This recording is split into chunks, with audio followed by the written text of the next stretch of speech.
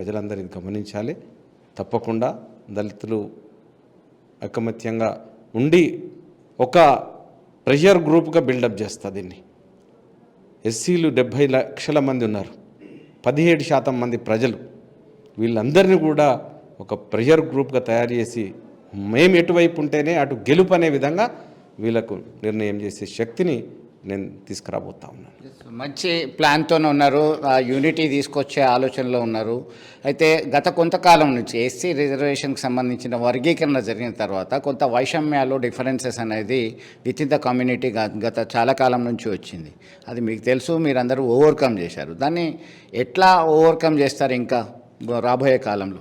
ఎప్పుడైతే వర్గీకరణ జరిగిందో కొంత నష్టపోయినామని కొన్ని వర్గాలు అనుకున్నాయి, కానీ నష్టమేం లేదు. అన్న తర్వాత ఆ సమస్య సర్దుకుపోయి సమస్యపోయి అందరూ కూడా మెయిన్ స్ట్రీమ్లోకి రావడం జరిగింది. కాబట్టి ఎవరు కూడా ఈరోజు అసంతృప్తిగా లేరు. అందరం కలిసి ఉందాం, అన్నదమ్ముల్లాగా ఉందామని ముందు ఏదైతే రిజర్వేషన్ 94 లోపల ఈ ప్రత్యేక రిజర్వేషన్ పోరాటం జరిగిందో దాన్ని అన్నిటి మర్చిపోయి ఇప్పుడు అందరం కూడా కలిసి ఉండే ప్రయత్నం చేస్తాం. సో పంచాయతీరాజ్ ఎన్నికలకు సంబంధించి మిశ్రమ ఫలితాలు వచ్చింది. కాంగ్రెస్ పార్టీకి అబ్సల్యూట్గా రాలేదు. రాబోయే local bodies, municipalities and municipal corporation as well as MPTC జెడ్పీటీస్కి సంబంధించి పార్టీ సింబల్తోనే ముందుకెళ్తున్నారు. దాని ఫలితాలు ఎలా ఉండబోతాయని మీరు అంచనా వేస్తున్నారు?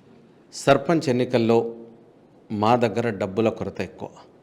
వాళ్ళు 10 ఏళ్ళ లోపల సంపాదించుకొని విపరీతంగా ఖర్చు పెట్టినారు. వాళ్ళు 1 కోటి రూపాయలు పెడితే మా వాళ్ళు 20 లక్షలు కూడా పెట్టలేని పరిస్థితి, 10 లక్షలు కూడా పెట్టలే, ఒక దగ్గర 5 లక్షలు కూడా పెట్టలే.